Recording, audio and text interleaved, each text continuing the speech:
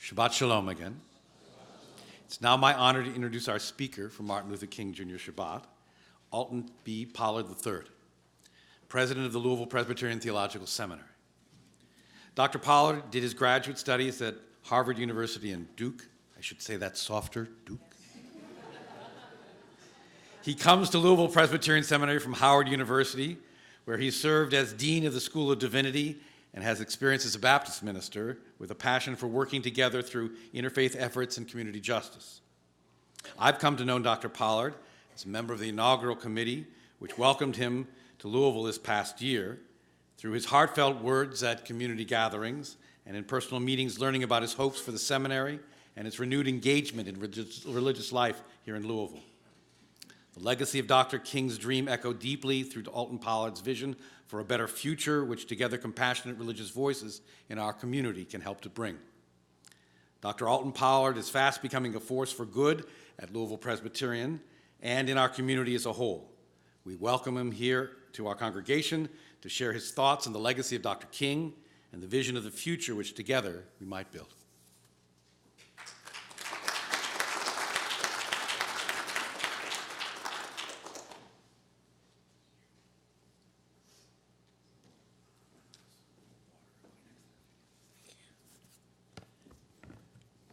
Good evening to everyone.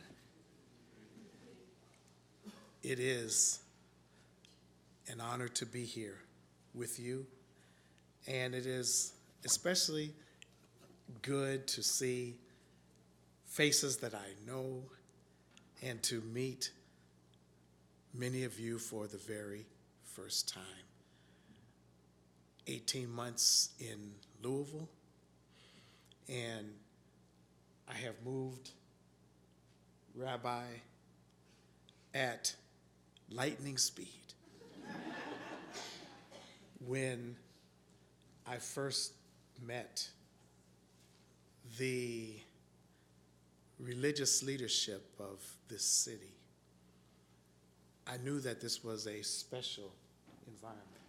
Because Louisville is please accept my apologies up front when I say that Louisville is not a very big city. But it is a good city. And to see the kind of religious and faithful, fervent ferment taking place here. And I know too, now you correct me if I'm wrong, but I've had many people tell me that this is the Midwest. I am here to tell you this is not the Midwest. Now, am I correct? Am I incorrect? I think you're a little south. Okay, a little south. I'm a little south of correct. But in all seriousness, when I started meeting people, encountering what Louisville represented, let me tell you a little story, then I'll move right into the heart of the matter, because I know that as a Baptist preacher, I've been told that we're long-winded. So I don't want to affirm that. When I told my father that Louisville Presbyterian Theological Seminary had invited me to serve as its next president,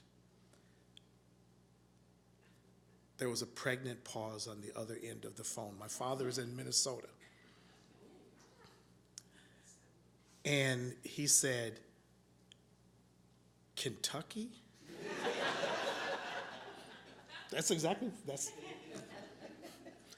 And I said, yes. And his next words to me, now bear in mind, my father is from Mississippi. His next words to me were, please be careful. Now, I would like to think that the Kentucky of 1950s and 2020 are not quite the same, but for him, time has not changed in that regard. And it leads me somewhat, Rabbi Rapport, to share the words of king, so synonymous with the spirit of Heschel. And you know what else is today? A special day in the history of Louisville. Somebody? Today he would be 78. At the age of 12, having his bicycle stolen. And all the rest is history. Martin King said, in spite of all of the difficulties and frustrations, I still have a dream. Before I go any further, I need to be sure that I do due diligence and introduce my wife. Jessica, wave your hand. Jessica and I, we're not very old yet, but we have been married 40 years, and we're just very blessed by that. And when you get married at 10 years old, it allows you to do some wonderful things.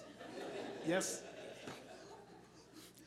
I want to thank Fred and Ann for sitting with us, for Kenny, I saw his name, Kenny, on the program, for trying to help guide this lost soul through our worship experience, and to all of you. I've entitled my presentation, my message tonight, very simply, April 4th, 1968. Now, I know you're thinking to yourself, but this is January. But that's not where I began. It is an honor to be here for your annual Martin Luther King Shabbat service. When I first heard about the temple, I was extremely excited.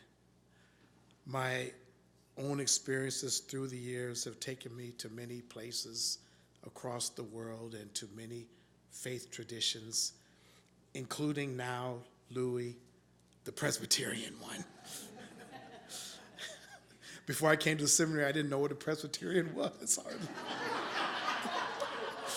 And now, I'm learning very quickly.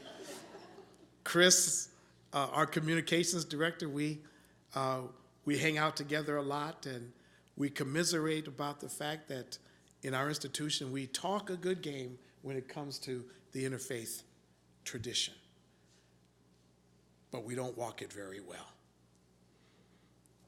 And so we have a lot of work ahead of us to do.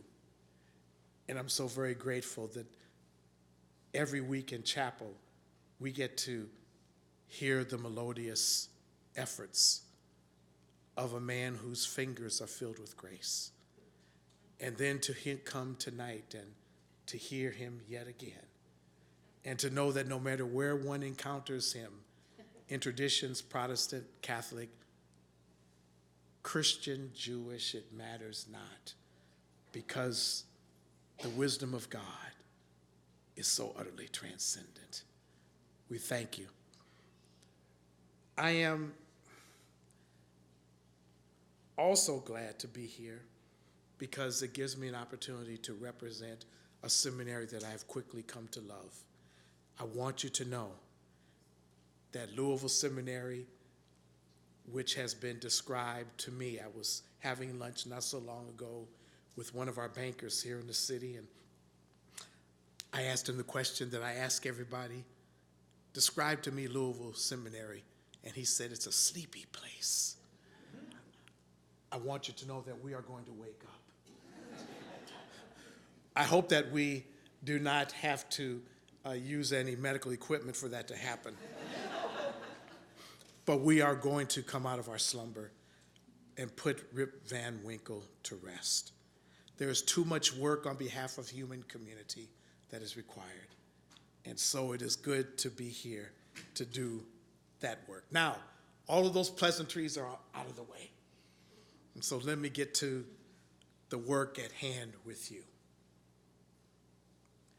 Sometimes The most defining moments in our lives come like a thief in the night, quietly and unsuspectingly, with little or no advanced warning.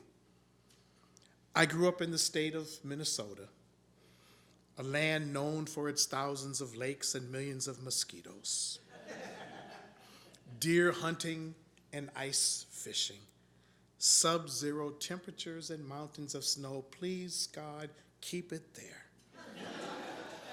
The indigenous Ojibwe and Sioux peoples, and more recent immigrant communities like the Hmong and Somalis, Oromo, and Tibetans. When I was growing up, Jessica and I met in college at Fisk University in Nashville, a historically black college. And when she first met me, she did not know that there were black people in Minnesota. Her only frame of reference, she was from the deep south. She's from coastal Georgia all the way down. And I was from all the way up. And her only frame of reference for Minnesota was, what was that thing that was hanging on your wall in the kitchen? Pillsbury. Yeah, Pillsbury. Okay, so I didn't represent that. When I was growing up in Minnesota, black people would tell you there was scarcely any difference between the frigid treatment they received at the hands of white people and Old Man Winter. Minnesota nice was not a compliment. It was 1968, and I was no longer a little boy, at least in my own mind. I was growing, increasingly assertive and restless, a young adolescent, a man-child with aspirations of full manhood. Thanks to nature's design, my physiology was also beginning to change with all the biological mysteries and wonders associated with the onset of puberty. As the old folk would say, I was starting to feel my oats. My sap was starting to rise. I was young, gifted, and black in the tradition of Lorraine Hansberry. I was being moved to ever deeper levels of self-awareness, emotional maturity, and communal identity by the images I saw of people who looked just like me that were coming from Georgia, Alabama, Mississippi, North Carolina, and other southern states every day on television, in the newspapers, and magazines. I should mention that my mother and father left Mississippi in 1955. They left the Delta. And you know what happened in 1955 in the Delta? Money, Mississippi, the lynching of Emmett Till. My parents were among the mass exodus that left in that early fall season to escape the clutches of what was so prevalent.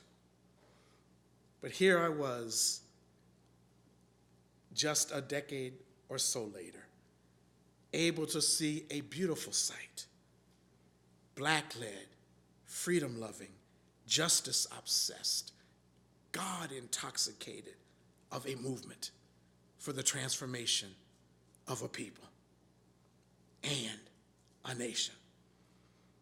I saw a sea of solidarity and self-determination that seemed to be endless and knew no bounds.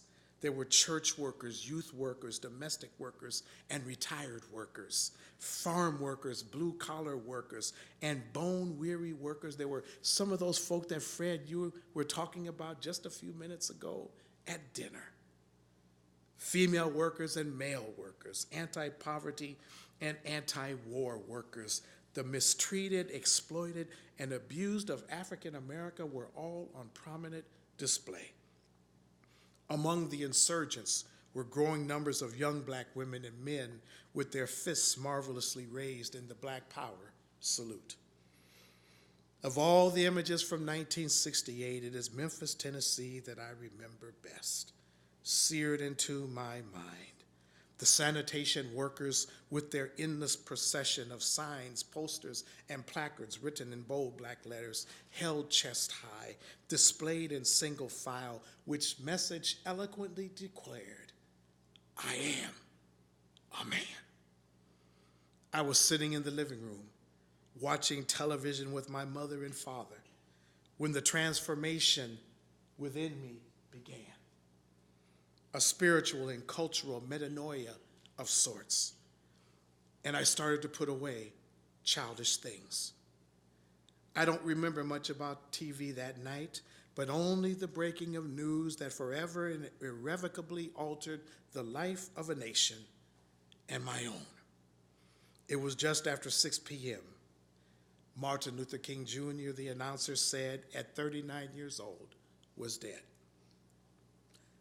We commemorate Martin's birthday in this season, but always for me, the day of remembrance will be Thursday, April 4th, 1968. A major Tet offensive was just beginning in Vietnam. The Democrat Lyndon Baines Johnson and the Republican Richard Milhous Nixon were running for President of the United States. Civil unrest around issues of racism, sexism, militarism, and materialism was escalating. Support for the Black Panther Party for self-defense was surging across urban Black America. 32 African nations announced their boycotts of the Mexico City Olympics in response to the participation of apartheid South Africa. The Marion Wright Edelman and Martin Luther King led Poor People's Campaign for dignity, jobs, health care, and decent homes loomed on the horizon. And then there was Memphis, King leaning over the balcony of the second floor of the Lorraine Motel, just outside the room he always stayed in when he came to Memphis, to ask the musician slated to play for that evening's mass meeting to be sure to play his song. Be sure to play Precious Lord, Brother Branch. Be sure to play it pretty. King's mood that night was somber. He had always drawn strength from his music, from the songs of his people that helped shape him, prepare him for what might lie ahead. We all of us need our music. He intuitively understood the traditional African proverb, "The spirit will not descend without a song." It was as he straightened up that martyrdom came. The metal-jacketed bullet exited the rifle's chamber. The assassin's shot found its target with ungodly accuracy and deadly speed. King fell, never to rise again in this world, at least not under his own power. 5 days later, Thursday, April 9th, my family and millions more prepared to watch the funeral on television. My father carefully unboxed his new reel-to-reel tape recorder, state of the art. I will never forget his meticulous recording of every minute and every hour of that day's proceedings. Even the long, slow trek of hundreds upon thousands of mourners following the mule-drawn coffin, walking mile after mile across Atlanta, to the heart-rending shrieks and outbursts along the streets, from Ebenezer Baptist Church to Morehouse College and Spelman College, where Dr. Benjamin E. Mays delivered the eulogy. A grief-stricken silence hung over our house that day, as if a member of our own family had died. To be sure, one had. King's funeral was the only recording my father ever made with his then state-of-the-art equipment, and he never took it out again. Other than sickness, it was also the only time that my sister and I ever missed a day of school. 50 years and more have passed since that fateful day. The circumstances surrounding King's assassination and assessments of our national progress remain uncertain. In the words of the noted poet Herbert Woodward Martin, and I quote, "Nothing has changed. We have slipped backward. A good deal has changed. We are moving forward." In the waning hours of April 4th, someone was heard to say, "My God, what a way to die."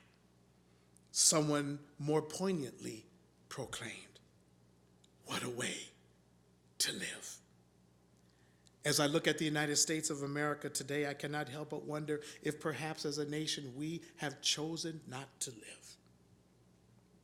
For life, good life, healthy life, the life of e pluribus unum, which is our sacred trust held in common, requires a rich embrace of difference, a genuine commitment to inclusion, a principled system of government, a participatory democracy, true justice for all of God's children. By the end of his sojourn with us, King had diagnosed a multitude of illnesses afflicting the American body politic and undermining its general health. He said that America was an extremely sick nation. He challenged our identities born of exclusion and hate, our supremacies of race, religion, wealth, nationality, and today we must add gender and sexual violence, and our wanton disregard for the environment. Scriptures the world over, wisdom literature everywhere has noted that if you really want to save your life, then you must first be prepared to give it away. We ask ourselves the question, as individuals, people of faith, and a nation, are we moving in the direction of life? Whoever gives up the exclusive prerogative on their own life, is willing to be fully present for and with others, heeds the call to conscience, and fights with courage and conviction, these are they who will know life.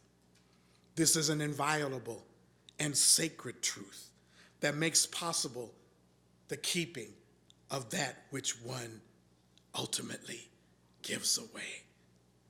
And so, the man whose life we remember today looked at us, looked at his country, looked at our households of faith, and saw that the way of life we had chosen was leading us down the road to perdition.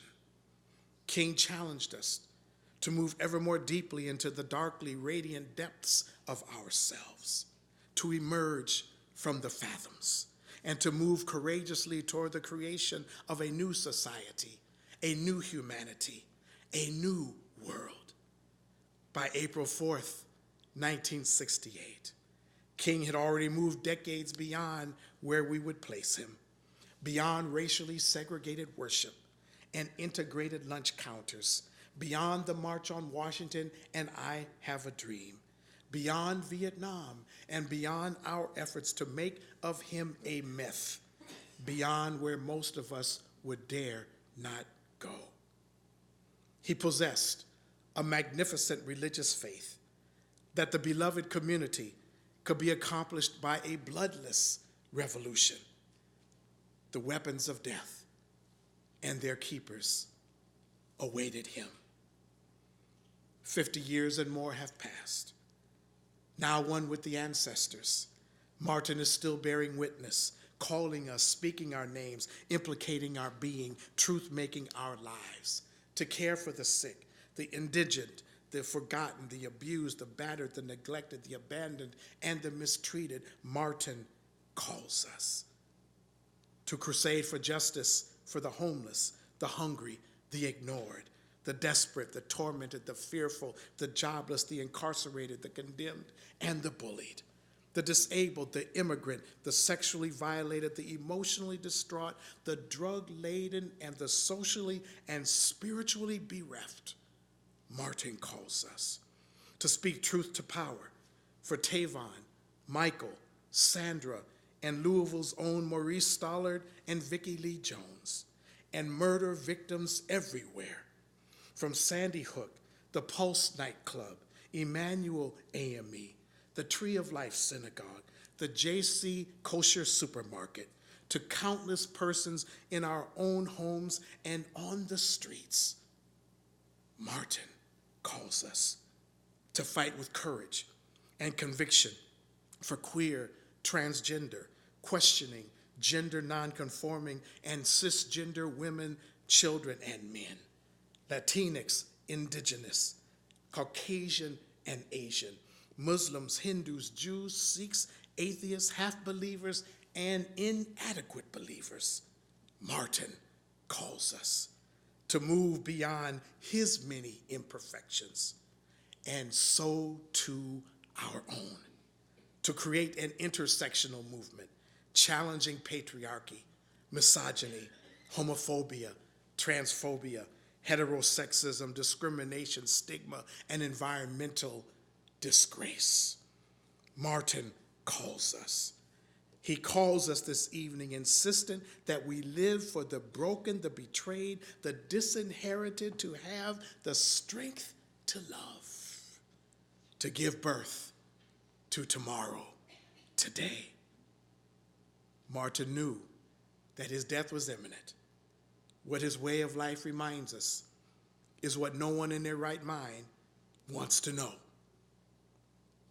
There may be a Memphis, a balcony, a grave. Few among us will knowingly or willingly choose this way of life. Yet always and everywhere, here and there, across the landscape, there are scattered individuals and groups, some prominent but most who remain quietly unknown, who have dared to accept this way of life. It is a counterintuitive way, where the first are made last and the last first. It is a disruptive way, where the weak are made strong and the victims become victorious. It is a peaceful way, where plows, shares are made from swords, and perhaps even musical instruments become of it, and war is studied no more. It is a courageous way that causes us to mount up with Harriet Tubman and Tarana Burke and seek justice, to hear Autumn Peltier and Greta Thunberg and not faint. It is a hallowed way that allows us to cling to a harrowing faith that we shall find a way to live together in this rainbow nation and world and not perish apart as fools. January 20th, we celebrate his birth, we honor his death, and dedicate our lives to repairing our world anew. I close with words once again from the poet Herbert Woodward Martin. The dreamer is dead. The dream is alive. The pain grows weak. The pain grows less. The tree has not bore all its fruit. There is still work to be done in the vineyard before sunset, before fruition. Shalom.